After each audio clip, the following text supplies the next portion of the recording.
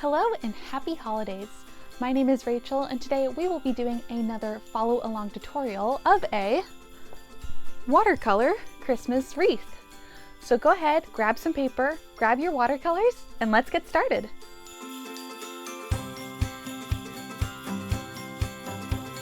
So before we get started, I'm going to quickly go over what materials you'll need to create your Christmas wreath. So first and foremost, you are going to need a watercolor palette of some sort. You just want to make sure that there is a variety of color. You could also use tubes of watercolor, whichever works best for you. You are going to want round brushes. I like medium small to small round brushes for this. A pencil. This is a watercolor pencil, but you are welcome to use graphite. Paper towels, of course, are the necessity of all watercolor paintings, along with a cup of water. Now, my sheet of paper is a 9 by 12 sheet of watercolor paper. And as you can see, I have this glorious circle on it, which actually is a plate from my kitchen, one of those small plates. You can also use a bowl for this. And I went ahead and I centered it onto my sheet, took my pencil, and I drew all the way around. And that is going to get us started for our project. Now, all of these materials will also be listed in the description below, so if you missed something, have no fear. With that, we are going to go ahead and get started. The first thing that we are going to do is, now that we have our beautiful circle all the way around, we are going to go ahead and mix a brown color that is going to be the base of our ring. I am just going to take some of I believe this is burnt sienna, and I'm just going to move it over to the side of my palette. And then I am going to take a little bit of my cobalt blue, and that's just going to cool it down and give me a nice rich brown color. And from there, I am just going to very gently draw a very thin line.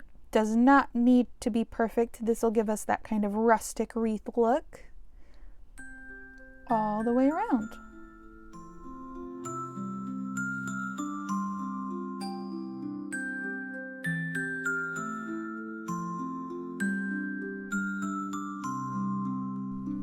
And now that that is done, I'm going to let it sit and dry for a second, but I'm going to show you guys the next step on a separate sheet of paper. So for our wreath, we are going to have 3 designated items. We're going to have holly or mistletoe, we're going to have pine cones, and we're going to have pine needles.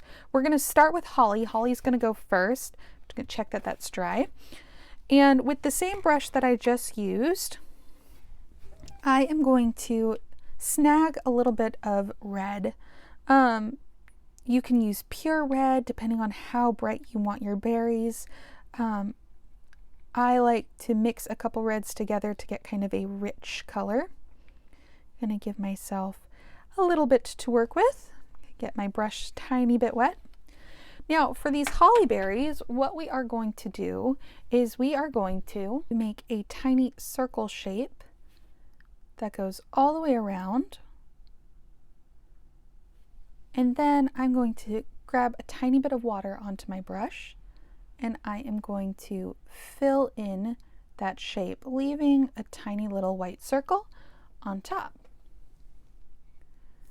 We're going to want to do this in a variety of different sizes. So again, we are taking that and we are taking that red and we are making a circle with it. And then we are giving ourselves a little red, or a little white, just like that. Now we can keep adding to these by adding some more berries. They don't all have to be enclosed. I like to give myself a variety to work from. And we are going to leave spaces in between the berries. Just make sure that all of your white dots are on the same side. Otherwise, it can look a little chaotic. Maybe we want that one to be solid. And that's going to be our holly berries. Now for the leaves, we can do a couple different types. We can do leaves that are rounded, or we can do our spiky leaves. Depends on which type you are interested in. I am going to go ahead and mix a tiny bit of green. This is just some sap green. And I am probably just going to use it straight like that for our demonstration. And for these leaves, you can either do them as teardrops, fill them in like so.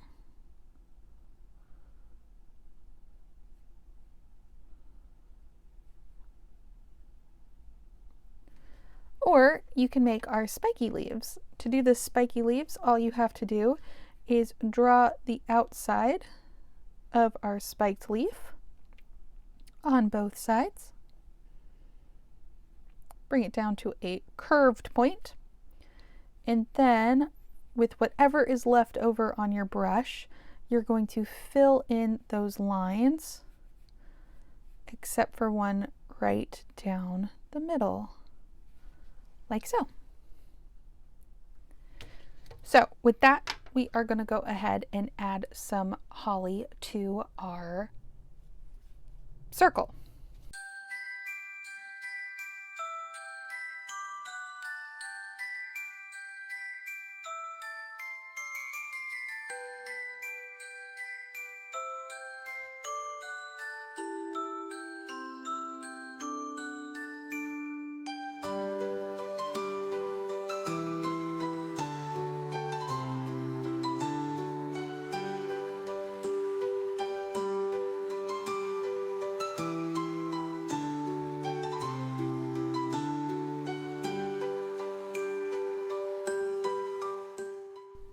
All right, so that is my holly berries put in. We're actually going to do pine cones next before we do leaves.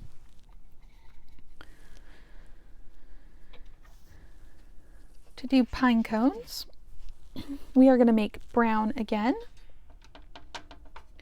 This time it is going to be a richer, darker brown. So I'm going to take some of my burnt sienna and raw umber.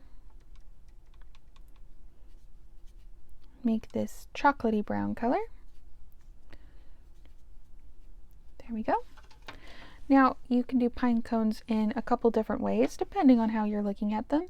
You can start by making a top, and with curved brush strokes you can go ahead around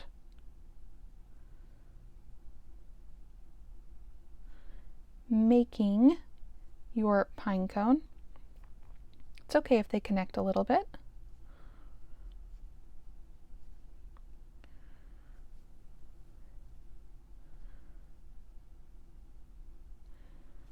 So there's one pine cone shape. The other pine cone shape is if we were looking at it from a top point of view, in which we are going to make strokes that go around kind of like a rose.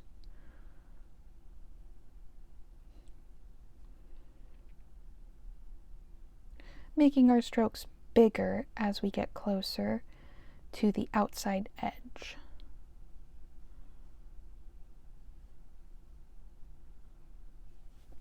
And so on and so forth. And you can make them as big as you want. So I am going to put a couple pine cones now onto my wreath. In just some areas, I like to keep them kind of close to where the holly is. So that is where I'm going to start.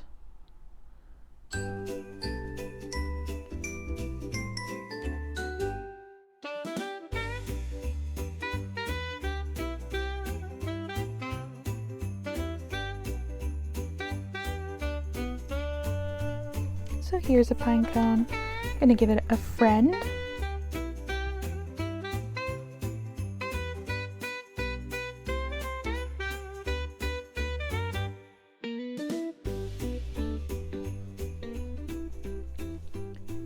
Now we're going to go ahead and do another one. I'm going to darken up my brown some more because I like to give them a little bit of variety.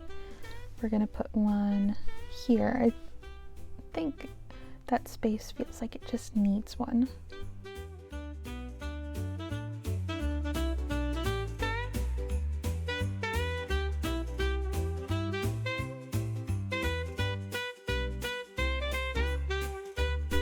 And now we are going to do another one on this side.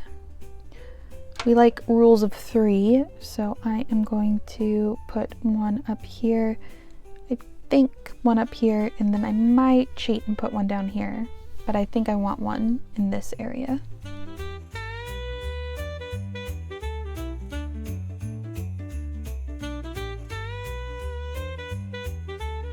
And again, we're going to give it a small friend.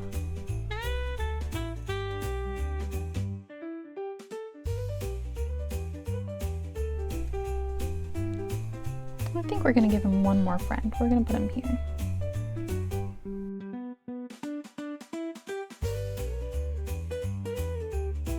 Okay, so now I have my pine cones in. Now it is time for the leaves for the holly. I am going to go ahead and do our leaf versions that look like this, just because I like them a little bit better. And what I'm going to do to get it all started is I am going to take that rich green color I have. I'm going to make some more of it just by adding more water to it and pulling it onto my blending palette section. And then it's a little vibrant, so I'm going to add a little bit of my viridian green to it. And now that it looks pure green, we are going to add just the tiniest bit of red to it. They are complementary colors, which means it will mute out to be a more natural looking green. I am going to go ahead and draw out a few stems to give me an idea of where I want my leaves to go. Like so. And this one will go here. You want them to all go in the same direction around.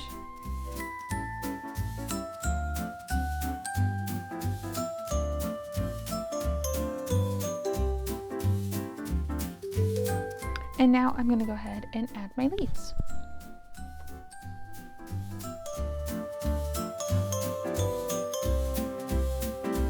And I'm actually going to start with my big brush and then putting in some of these larger leaves, and then I will put in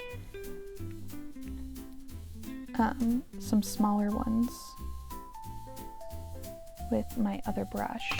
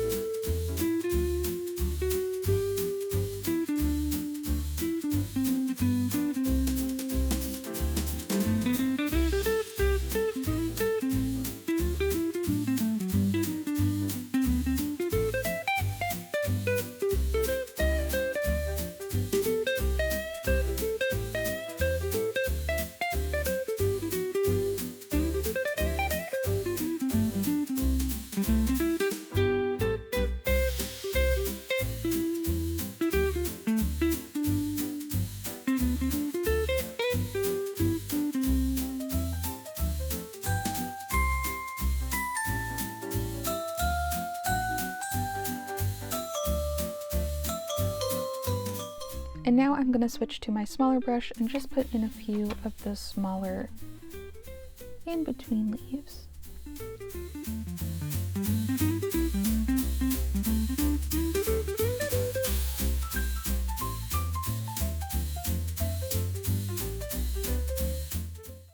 All right, now we are getting close to the finish line. We just have one more step to put in, and that is going to be our pine needles. Now to do the pine needles, what we're going to do is I'm going to go back to my bigger brush, and I am going to take some of my brown color. I'm going to mix it in with a green color, and we're going to get kind of this murky green color. And I'm going to add a little bit of water to it because I want it to be pretty light. And we're going to go around and we are going to add our pine needles like so, or our pine branches, I should say. Once we have our pine branches in, you can pick what color you want for your pine needles. I like to go a little bit on the light green side. We'll give it a little bit. And you can just start, I'm going to just roughly put them in, making sure I have enough water on my brush. And I'm just pretty much flicking. I don't need to see each individual needle. It's going to give us kind of a feathered look, but when it dries, we're going to go over it again and just put in some of those needles.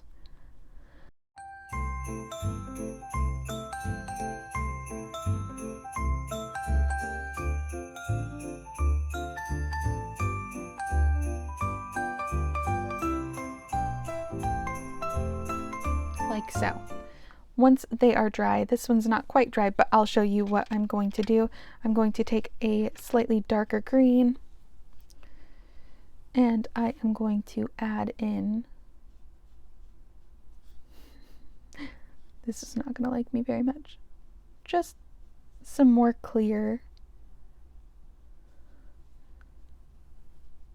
branches. If they're a little too dark, I'm just going to clean my brush off with a little bit of water and just soften up the edges at the base. And that is going to be how we do pine needles.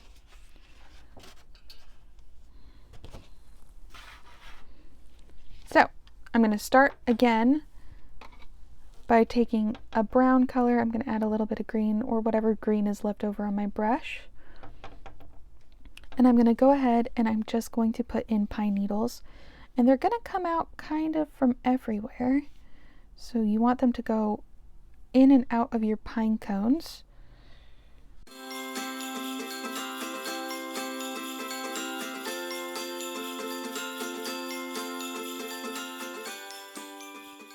And then I'm just going to put in a few random ones because we want it to be full. And so I just want to look where I think there's some blank spots and maybe give it a bit more going on. Like that. Just enough. And now I can go ahead and I can take my lovely green color.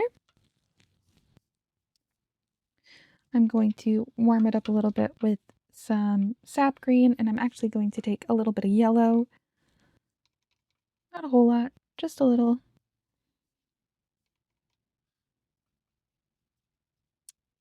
To give me a nice warm green color. Making sure there is enough water, I'm going to go ahead and I'm just going to start putting in my pine needles.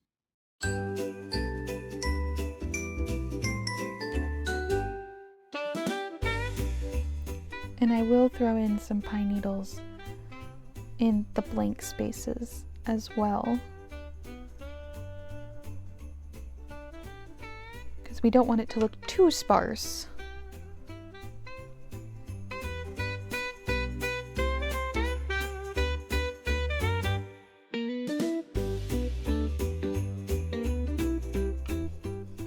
And it's totally okay if the needles overlap each other.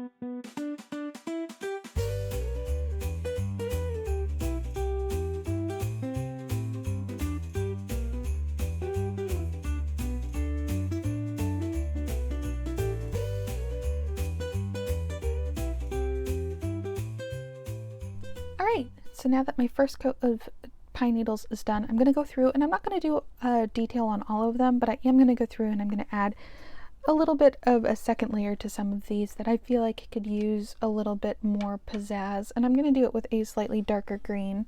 So there's one like right here, for example, that I just want to have it stand out just a tiny bit more. Maybe we need another one here.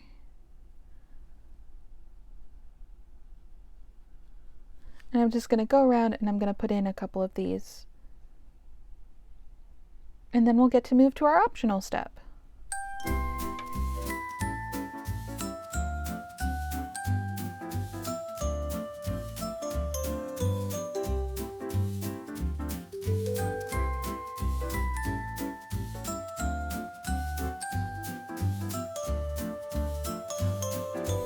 Alright, so that is this all finished. Now, the couple steps that I like to add in, and you can go ahead and tweak this as much as you want. You can make it darker, brighter. But I'm going to go ahead and I'm going to take my metallic palette and I'm going to pick up some of my red color. Really get it activated. And I'm going to go around and I'm going to start adding some of this sparkle to the berries that I've already put down.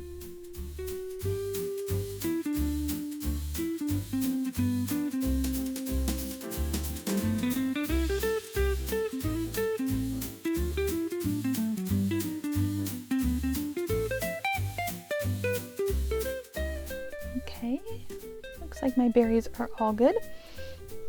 Now you can add sparkles to your pine cones if you want. What I like to do though is I like to take a gold color. We're going to use this one. I'm going to really make sure I can pick up this stuff. Here we go. And I'm actually going to go through and where the hoop that we started with peeks through, I'm going to go ahead and add some gold to it.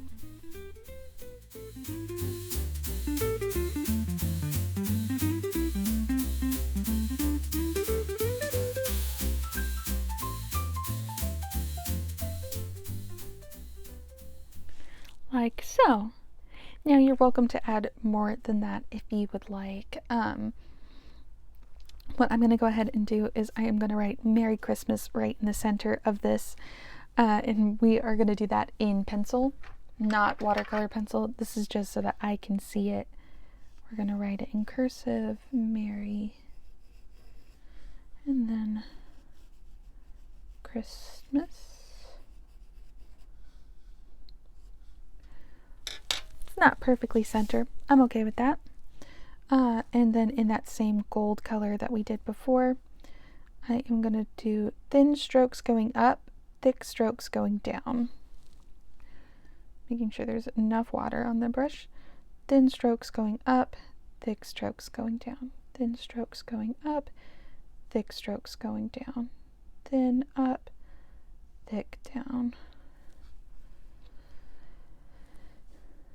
Thin up, thick down. Thin up, thick down. Thin up, thick going down.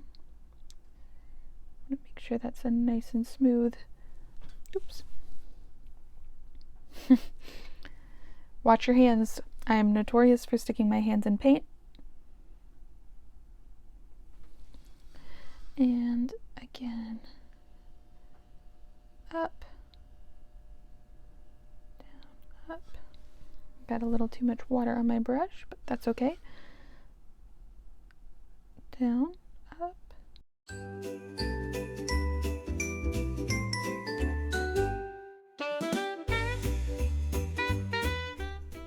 We're a little water heavy on that one. We're going to add our dot. And with that, we are finished. You can go ahead and sign your piece. You can sign it at the bottom. You can sign it wherever. For these ones, I like to take some of my green color and I like to sign it in the bush. And congratulations, we're done. And just like that, we're done. I hope you enjoyed painting this very festive Christmas wreath with me, and if you did, go ahead and give this video a thumbs up. Or if you'd like to see more art education videos or stuff from my own practice, go ahead and hit subscribe. And as always, if you have any questions or curiosities, feel free to leave them in the comment section below. I hope you have a very Merry Christmas, happy painting, and I'll see you next time.